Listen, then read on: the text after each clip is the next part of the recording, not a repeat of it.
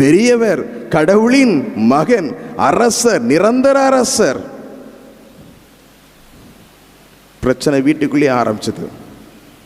யார்கிட்ட இருந்துச்சு பிரச்சனை? புனித சூசேப்பர் இருந்தது.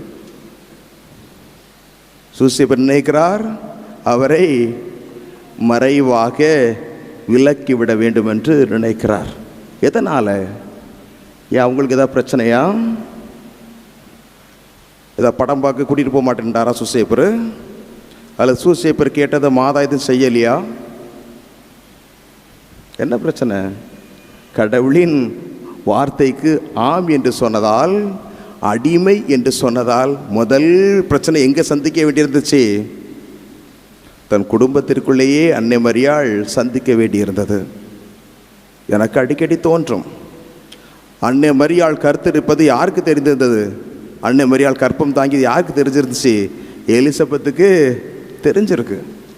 ஆண்டவர் சொன்னவை நிறைவேறும் என்று நம்பிய நீர் பேறு பெற்றவர் என்று ஆண்டவர் அன்னை மரியாவுக்கு சொன்னது யாருக்கு தெரிஞ்சிருந்துச்சு? எலிசபெத்துக்கு தெரிஞ்சிருச்சு. ஆனால் யாருக்கு தெரியலை? சூசேப்பருக்கு தெரியலை. யோசித்து பாருங்க. யோசேப்போடு மன ஒப்பந்தம் செய்யப்பட்டிருந்த மரியா இந்த செய்தியை கபிரியேல் தூதரே சொன்னாலும் கபிரியேல் தூதரிடம் சரி ஆகட்டும் என்று சொல்வதற்கு முன்னதாக